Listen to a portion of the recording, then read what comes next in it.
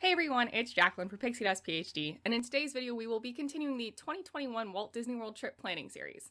Previously we talked about savings, timing, and accommodations, and today we're going to discuss the dining plan. I've actually never done the dining plan before, so this has been an interesting exercise. If you watched the first 2021 planning series video, you'll know that I was debating between a 2-night dining plan and a 3-night dining plan. Here we'll go over all of the relevant information for those numbers. I haven't made a final decision yet, so I hope to get your input, and also hopefully you'll find this video helpful when you're thinking about whether or not you want to do a dining plan in the future. If those nitty-gritty details sound interesting to you, stay tuned.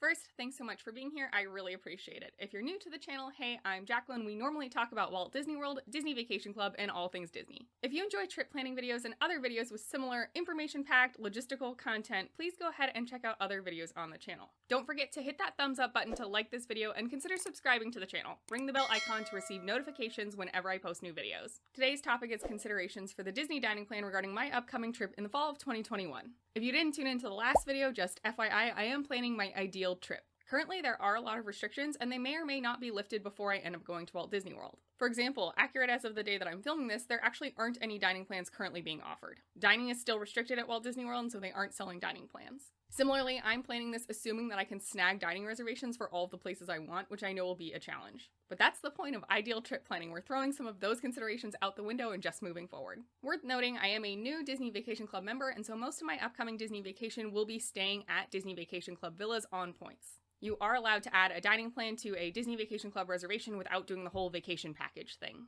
Regardless of if you're saying DVC or not, in normal times you can add a dining plan to any portion of a split stay. So while many families will just have the dining plan for their entire time, if you are moving hotels, you can do it for just one segment of your stay. That's what I'm considering doing for only 2 or 3 nights out of a much longer trip. And last, if you'll be using the dining plan for table service meals, this does cover tax, but it does not cover gratuity. When you're budgeting out for your trip, be sure to include tips as part of your budget. Many folks love the dining plan for its convenience. For me, though, the monetary value matters more. There are things I'm willing to pay an upcharge for convenience. For example, I really don't take flights before 7 a.m. anymore because I don't want to wake up at 3 a.m. in order to get to the airport. I would rather pay that extra $50 to take the 9 a.m. flight instead. However, for me, the dining plan just doesn't fall into this realm. You're really talking about paying money for the dining plan or paying money out of pocket for your food. So I would rather spend the time planning to make sure that I'm going to get monetary value out of it. While we will be going over how I would make sure I get monetary value out of the dining plan, there are some caveats. The main thing being that some meals just are better uses of dining plan credits than others. That being said, I am interested in a couple of experiences that maybe aren't the best use of dining plan credits. Previously on this channel, we have gone over the dining plan in more detail. I will leave a link in the description below, or you can click the card in the corner. Very briefly though, there are 4 dining plans offered. All of them you will get a refillable mug as well as 2 snack credits per night. The difference then comes in the amount of quick service and table service credits you get. On the quick service plan, you get 2 quick service credits per night. On the standard Disney dining plan, you get 1 quick service credit and then 1 table service credit. On the Disney Plus dining plan, which is relatively new, you just get 2 credits. You can use them at quick service or table service how you see fit. And then the deluxe dining plan comes with 3 credits per night. Again, these aren't assigned to quick service or table service. You can use them how you want. For me, I'm not even considering the quick service plan. Personally, I don't find quick service meals to be the best use of dining plan credits. Also, we don't tend to dine quick service a ton. We sort of just compile snacks together instead. And when we do dine quick service, we often are not getting the side or the drink, so it's just not a good use of money for me. Similarly, because I'm not interested in quick service credits, I'm also not considering the standard dining plan. Half of those credits every night go to quick service meals and quick service meals alone when I want to focus on table service dining. So that leaves us with the Plus plan and the Deluxe plan. There are 2 main resources I would highly suggest if you're looking at logistics of a dining plan. The first is WDW Prep School's dining plan page has a credits value list. This will tell you basically what are the best places for table service and even quick service credits. And the second is all the dining menus for Walt Disney World listed on allears.net. I love this site, it's super thorough, and you can tell right away from a glance when the menus were last updated, so you know roughly how accurate they probably are. I'll leave links to these in the description below. So just considering the Plus plan and the Deluxe plan, there are a couple differences. Price being one, of course, the Deluxe plan costs about $25 more per night than the Plus plan. What you get when you dine, though, is also different. I'm throwing breakfast out the window here because I don't think it's the best use of dining plan credits, and also I just like to head to the parks right away in the morning and have some snacks, not really worry about sitting down for a full meal. If we're looking at lunch and dinner only, essentially on the Plus plan you get an entree, a dessert, and a beverage, whereas on the Deluxe plan you get all of that plus an appetizer. If you're looking to utilize your credits at a dining location that does a buffet or a family style meal, both the Plus plan and the Deluxe plan entitle you to that full buffet or family style meal as well as a beverage. If you watched our Walt Disney World bucket list video, you'll notice my partner and I both really want to go to Le Cellier, and I also really want to do Cinderella's Royal Table dining. Ultimately, these are expensive meals, which is why we haven't done them in the past. I'm also really interested in trying out Yachtsman Steakhouse, and I just think it would be fun to do it on the same trip as I'm going to Le Cellier in order to compare and contrast the two. Now, there is some psychology going into this and not necessarily reason. You are still paying money for the dining plan like I would pay money to dine at Cinderella's Royal Table. It's just going to psychologically feel different paying for the dining plan in advance and then in theory getting my money's worth out of it, as opposed to paying $100 per person when we go to Cinderella's Royal Table. So I know some logic is thrown out the window there, but I'm just letting you know where I'm at. And because I have some key dining locations I want to accomplish, it does make planning out a dining plan a little bit easier. So if we were going to do a 2-night plan, ideally we would be checking in Friday night and checking out Sunday. That means we could use the credits Friday, Saturday, and Sunday. On the Plus plan, we would be getting 2 credits per night, so 4 credits total, and on the Deluxe plan, it's 3 credits per night or 6 credits total. If we're prioritizing those experiences I said I want to the most, Cinderella's Royal Table and Le Cellier, that ends up being 4 credits. Both of those are 2 credit experiences. Therefore, if we were to do 2 nights on the Plus plan, that's all 4 credits. These prices I've taken from the allears.net menu, but they are subject to change. Especially with character buffets, family meals, or prefix meals, I have seen those prices fluctuate even within a single year. So these are estimates. Ultimately, you can see here with these 2 meals, if I were to pay for this out of pocket, it would be about $180, whereas paying for the dining plan is $190. Now, we do still have those snack credits to spend, so we would be saving some money based on snacks, but it would just be the snacks alone. If instead we were to do 2 nights on the Deluxe plan, we would add Yachtsman Steakhouse in, and remember, now we also get to add appetizers in. This doesn't affect Cinderella's Royal Table, but we would have an appetizer at Le Cellier. It's also relevant to note now that I don't have a problem planning out what I would want to eat 6 months in advance or 2 months in advance whenever the dining reservations open up. It's easy for me to look at a menu and realistically pick what I would want even 6 months in advance. And while you can maximize your money even more by always picking the most expensive thing, I haven't always done that. I've tried to stay true to my tastes. For example, the carrot cake dessert at Yachtsman Steakhouse is one of the cheapest options, but I love carrot cake, so I know that I would choose that even over a much more expensive option. With these 3 dining experiences, we would be eating about $300 worth of food, and the plan would only cost around $238. Total savings would then be around $62 from the table service meals, and then of course all the snack credits as well. I am also considering a 3-night dining plan. A, to try more dining locations, and B, because if I end up booking a 3-night reservation, well then it would be a 3-night plan. These are based on the nights of your hotel stay. If we were to do a 3-night plan, it would be a check-in on Thursday, check-out on Sunday, meaning we could use the credits from the beginning of Thursday through 11:59 p.m. on Sunday. With 3 nights, that would be 6 credits on the Plus plan or 9 credits on the Deluxe plan. 3 nights on the Plus plan looks very similar to 2 nights on the Deluxe plan, as I would still be prioritizing Cinderella's Royal Table, Le Cellier, and Yachtsman Steakhouse. But remember, we're taking the appetizers out of this equation because you don't get appetizers included on the Plus plan. The total food cost would be around $260, whereas the total plan cost would be over $280. Again, I'm sure we'd make up this margin with our snack consumption. That being said, the savings would only come from snacks and not from the table service dining. If we did 3 nights on the Deluxe plan, 9 credits is quite a lot. Cinderella's Royal Table, Le Cellier, and Yachtsman Steakhouse cover 6 of those credits, so we still have 3 credits left to play with. I'm really interested in dining at Akershus. I'm not sure if that's how you say it, so I apologize if I'm butchering it. A, I really love meeting the princesses, so another princess dining meal sounds great to me. And B, it's actually a really great use of a dining plan credit. It's a pretty expensive meal, so paying that with a credit gets you really good value. I'm also very interested in the seafood baked dinner over at Cape May Cafe. There are no characters in this meal, but it is, again, a pretty expensive buffet, so a decent use of a credit. Also, my partner really enjoys seafood. I don't dislike seafood, but I don't enjoy it enough to generally want to pay the a la carte prices for it. But if we were at a buffet, I feel confident that we would both be able to get our money's worth and have a lovely time. Then there's still one more credit to spend. I'm really not sure what that might be. Most of the more expensive 1 credit options we could do are character dining and or buffets. We have dined at Crystal Palace before, and we've actually done Tusker House on our last 2 trips. I think the food at Tusker House is actually pretty great, and I love meeting the gang in their cute safari gear. The Crystal Palace food is kind of forgettable from what I remember, but I love Winnie the Pooh. Piglet is my go-to favorite character, and you can't really meet Piglet elsewhere most of the time. That being said, I am aware that I'm a creature of habit, so I'm trying to branch out a little more. Something like dinner at Ohana, which we've never done, sounds really fun. And I am interested in the Chef Mickey's experience. I am positive I did this as a kid, but I don't really remember it. Point being, there are a lot of great options for use for that last credit, and I'm really undecided. If we do this plan though, I am pretty set on going to Akershus and Cape May Cafe. Looking at the price of those buffets and assuming we'll grab a glass of wine, which we normally do when we dine out, we know that Cape May Cafe and Akershus would cost about $150. And previously know that Cinderella Royal Table, Le Cellier, and Yachtsman Steakhouse on a deluxe plan with appetizers comes to around $300. For that last very undecided credit, I just looked up rough prices for most of these dining locations. Note again that these are the lunch or dinner prices, not the breakfast prices, which tend to be less. Overall, we'll just go ahead and call the meal $55, and again, assume I'll get a glass of wine, so say this will probably be around a $70 experience. With all those combined, we would be consuming over $500 worth of food. 3 nights on the deluxe plan for 2020 prices at least would total to under $360. This leaves us with over $160 of savings just from the table service meals alone, and then all the savings we would get from those snack credits. If we were to pursue this, it's important to plan the literal logistics because some of these meals really are only dinner. And as much as I would love to, I'm not literally going to have 2 table service dinners in one night, so we gotta figure out how to spread everything out. A potential schedule would be Le Cellier on Thursday. We could do this for lunch or dinner. I would prefer to do dinner, but I'm open to whatever considering that those reservations can be hard to snag. Yachtsman Steakhouse has to be dinner, so I'll slot that in for Friday dinner, and then we can have lunch at Akershus. I also suspect, and I could be entirely wrong, we'll see, let me know what you think in the comments down below, but I suspect that the Yachtsman Steakhouse dinner might be slightly better than Le Cellier, so I would like to do Le Cellier before Yachtsman. Just like how I always want to move up in hotel categories, I also want my dining to move up in enjoyment. I'd be getting essentially the same meal at both of those, so it would be kind of a bummer to start at Yachtsman Steakhouse and then move down to Le Cellier if what I hear is true. The Cape May Cafe seafood buffet is also dinner only, so we would slot that in for dinner on Saturday. In this example, I've decided our straggler credit that we're undecided on would be Chef Mickey's, but you could replace that with almost anything else on the list.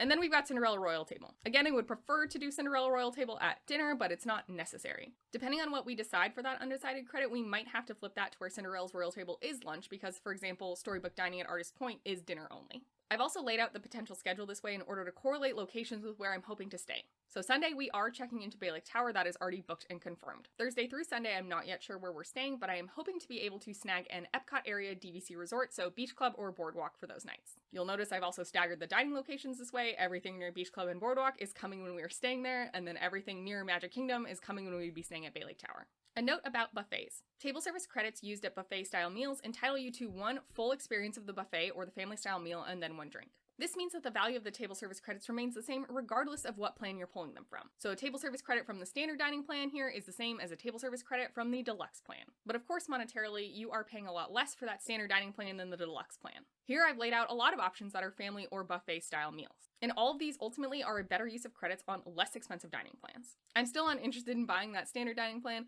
but let's play around with the idea of combining a plus plan and a deluxe plan. Officially, you can't combine dining plans. I would be making 2 separate hotel reservations and then having 2 separate dining plans attached to them. So in this example, we would have a 2-night stay and buy the deluxe plan for that, followed by a 1-night stay and buy the plus plan for that. That's 6 credits from the deluxe plan and 2 credits from the plus plan. You're able to access your credits as soon as you check in and then through essentially midnight the night you check out. So there will be some overlap. In this example, on Saturday, the day I check out of the first reservation and the day I check into the next reservation, I would be able to pull credits from both plans. If you haven't used all of your dining plan credits from the first part of your stay before your checkout day, you'll want to make sure you do end up using those on your checkout day. In order to do this, simply go talk to the cast member at the front desk of your hotel. You can talk to cast members elsewhere, either at the restaurant or at guest services in the park, but they will probably actually be contacting the folks at your hotel. I've spoken with a couple of cast members who have confirmed to me that if I go speak with someone at the front desk, they should be able to make sure that the correct dining plan credits get pulled. You're not gaming the system in any way by doing this. There just is overlap in your credits, and it's not clear if the system would be smart enough to pull your old credits before it would start taking from your new credits. In order to save a potential kerfuffle, if the system does pull the new credits instead of the old credits, and then those expire, and then you run out of new credits sooner than you think you should, I would just go talk to the front desk that morning you are checking out. I'm not sure exactly how it works, but it sounds like that cast member would be able to basically assign your old credits to the dining reservation you have that day. So here we would have 8 total credits to spend, and the schedule wouldn't look too different from when we had 3 nights on the deluxe plan. An example plan would be Thursday at Le Cellier, Friday we could do Akershus and Cape May Cafe, and then Saturday, Yachtsman Steakhouse, followed by finally Cinderella's Royal Table on Sunday. Since we have the deluxe plan first, those would be 2 deluxe credits at Le Cellier, 1 credit each for Akershus and Cape May Cafe, and then 2 deluxe credits at Yachtsman Steakhouse. Again, that Saturday is the day that our credits would overlap, so that morning when I was checking out, I would just go speak to the front desk and make sure that the correct credits were going to be pulled. If the plus plan credits got pulled instead accidentally, then the next day when we went to dine at Cinderella's Royal Table, it would say we had no credits left. That's a situation I just want to avoid, and I think it's worth taking the 10 or 20 minutes to talk to the front desk to make sure that that doesn't happen. The 1-night reservation would be starting on Saturday and checking out on Sundays. We would have all day Sunday to use those credits, and we would spend them both at Cinderella's Royal Table. Similar to before, I would still like to stay near Epcot for Thursday night, Friday night, and Saturday night, and then Sunday we move to Bay Lake Tower. If we break down prices on the deluxe plan, we would end up consuming around $360 worth of food, and we would pay under $240 for those 2 nights of the plan. And then the 1 night of the Plus plan costs around $95, and Cinderella's Royal Table experience would be about $90. So we would be effectively losing money on Cinderella's Royal Table, but we would be gaining that money back based on our prior deluxe plan dining. In total, we would be spending about $450 on food when the plans combined would cost $333. This means we'd be saving over $115 from table service dining alone, and then plus all those snack credits. We can also imagine the opposite order. Instead of doing 2 deluxe plan nights followed by 1 plus plan night, we could do 1 plus plan night first, followed by 2 deluxe plan nights. If we dine at the same places and pay the same amount for the plans, then the money's not going to differ from the prior situation. That being said, I think psychologically it may feel different. It's worth noting that because we are checking into Bay Lake Tower on Sunday, I am pretty insistent that I'll keep Cinderella's Royal Table on Sunday. Again, this is assuming I can get the reservation. I don't want to have to deal with the hassle of getting all the way out to Magic Kingdom when hopefully we're staying near the boardwalk area on Thursday, Friday, or Saturday, when simply if I waited till Sunday, I could just walk there from Bay Lake Tower. On the Plus plan, you don't get those appetizers, so I prioritize moving buffet meals on the Plus plan day. This means Thursday would then be Akershus and Cape May Cafe on the Plus plan. Those 2 meals would cover both credits from our 1 night of the Plus dining plan. And then we would do Le Cellier, Yachtsman Steakhouse, and Cinderella's Royal Table all on the deluxe plan, each costing 2 credits, which accounts for all 6 credits from that plan. Similarly, again, Thursday through Sunday, I'd hope to be staying in the Epcot area, and then we would move to the Magic Kingdom Resort area on Sunday. The financials do end up being the same, but psychologically, I think it would feel different. This time you can see we are actually gaining value on the Plus plan instead of losing a little bit of money. Here we'd be spending about $150 on our 2 meals from the Plus plan, whereas the Plus plan costs under $100. This of course means we would be spending slightly less on the deluxe plan, but we would still be outspending the plan cost. Overall savings for a 1 plus 2 night situation is the same as a 2 plus 1 night. It's a little over $115 and then all the snack credits. Let's look at all these options together. 2 night dining plans, 3 night dining plans, and a combination of 2 plus 1 nights. Plans that are solely that dining plus plan really don't work out monetarily for me. Only plans that are full deluxe or at least some deluxe have those larger savings amounts. Personally, I'm really attracted to the idea of 3 full nights on the deluxe plan or 1 night on the plus plan followed by 2 nights on the deluxe plan. While we've worked out that the monetary amount for the food you would be getting on the dining plan compared to the dining plan cost does result in savings, I think it's important to figure out, is this actually savings? If we were just going to eat at these locations and pay out of pocket, would we still be saving money? The Disney dining plan is a lot of food, and the deluxe plan in particular comes with a ton of food. You get the full meal. You get an appetizer, an entree, a dessert, and a drink. My partner and I have not done the dining plan, but we have done dining packages before. So we did a similar thing with the Fantasmic dining package where we got an appetizer, an entree, a dessert, and a drink each. We really did not need that much food. That being said, we did eat it. I don't think we ate literally all of it. We certainly don't like to be wasteful. At the same time, I'm not going to force feed myself. I believe we left some bites of the appetizers and desserts, but did eat our main entree. That being said, when we normally go dine out, we definitely each get our own entree. We sometimes get our own appetizer, but we sometimes just split one, and then we usually will each get a glass of wine or a cocktail. We almost never get desserts when we go out to eat. Let's think about what it would look like if we went to eat at these locations and ate how we normally would and not necessarily how we would be forced to based on what the dining plan would give us. It's a little bit hard to simulate sometimes both getting an appetizer versus just splitting one. The way I've decided to model that is just assuming that sometimes I will get an appetizer and sometimes I won't. In this example, you can see at Le Cellier, I would just be getting an entree and a glass of wine, no appetizer, no dessert. Whereas over at Yachtsman Steakhouse, let's say I do want that appetizer, of course I'll get an entree, no dessert, and a glass of wine. Prices for buffet and family style meals would be unaffected. We would be paying the buffet, same as on the dining plan, and we would almost certainly be paying for a glass of wine or a cocktail. So putting this all together out of pocket, if we ate how we would normally eat, we would be spending a little bit over $400. In comparison to doing a split dining plan with 1 night on the plus plan and 2 nights on the deluxe plan, that costs $333. This means even if we are eating less appetizers and way less desserts, we would still be saving some money compared to our out-of-pocket expenditures by buying the Disney dining plan. If we go back to this table comparing everything, there's a new row out of pocket. This is what I assume we would be paying if we were just eating how we would normally eat. You can see, for example, on 2 nights or 3 nights on the plus plan, we would be spending a lot less out of pocket than we would actually be paying for the dining plan. So those really aren't good options for us at all. Versus in these last 3 options, which are 3 nights on the deluxe plan or a combination of 1 night on the plus plan and 2 nights on the deluxe plan, we still would be saving money by buying the dining plans compared to what we would be spending out of pocket to eat just whatever we want. The savings are less, of course. This is because we would be purchasing less food out of pocket than we would be entitled to on the dining plan. For example, for the 3-night deluxe dining plan, we would be saving about $120 if we bought the dining plan compared to what we would pay out of pocket. This is compared to savings of $164 if you add up the costs of all the food. That includes all of those appetizers and desserts that we might not necessarily order if we weren't entitled to them per the credits. As I mentioned in the intro, we don't have a solid decision yet. Luckily, we don't have to decide anytime soon. My DVC guide let me know that if I wanted to add the dining plan, I needed to do that at least 2 days before arrival. So I've got really a very long time to decide. In fact, I'll definitely be waiting until at least after dining reservation day to see what I can snag. 2 days before is cutting it a little bit close for my nerves, so I would probably end up adding it around 2 or 3 weeks prior to leaving. Specifically for adding the dining plan onto Disney Vacation Club reservations, you do have to pay for the full amount in full when you book the dining plan. So that's something to be aware of when you're budgeting. I am leaning towards the options of 3 nights on the deluxe plan or 1 night on the plus plan followed by 2 nights on the deluxe plan. For 3 full nights on the deluxe plan, it's really appealing because that's 9 credits, which is a ton of fun restaurants we would get to try. That also leads to a lot of savings. That being said, it's a ton of food over 4 days and 6 dining reservations in 4 days, which is quite a lot. Normally, we don't even do 1 sit-down meal per day. A combination of 1 night on the plus plan plus 2 nights on the deluxe plan is appealing because it's still a lot of food and fun restaurants, but slightly more manageable. It's a more reasonable amount of food and 1 less dining reservation to make. However, doing this setup would require another split stay when we'll already be moving hotels quite a lot. We'll be staying near Universal at the beginning of our trip. Then there's a chunk of trip in the middle that's undecided, but it'll either be 1 or 2 hotels likely. And then the last bit will be in Bay Lake Tower the whole time, but we will be moving from a standard room to a theme park view room to a lake view room. The dining plan falls in this middle chunk, which is still unplanned. If I'm forcing this split stay dining plan configuration into the middle of the trip, that would mean it's a minimum of 2 hotel stays. That being said, it would probably honestly end up being 3. So potentially that's 3 hotel stays for this middle chunk of our trip, a separate hotel stay at the beginning of our trip at Universal, and then technically 1 stay at Bay Lake Tower, but it is 3 different reservations. That's 7 hotel changes over 2 weeks. I might like to avoid that if we're being honest. But I'm very excited to hear what you think. Truly, you all have some of the best input, and I very much value your opinion. If you were me, what would you do in this situation? Which dining plan would you pick? And if you would pick that 3-night deluxe plan, what would you do with that last straggler credit? I could definitely use your advice, and especially if you have past experience at any of these restaurants, I want to hear about it. Let me know in the comments down below, or you can always find me on other social media like Twitter and Instagram at PixieDustPhD. I hope this look into my Disney planning brain has been entertaining and maybe even a little bit helpful for you as you think about the dining plan for your future Disney trips. May the rest of your day be super splendid, and we'll see you real soon at PixieDustPhD.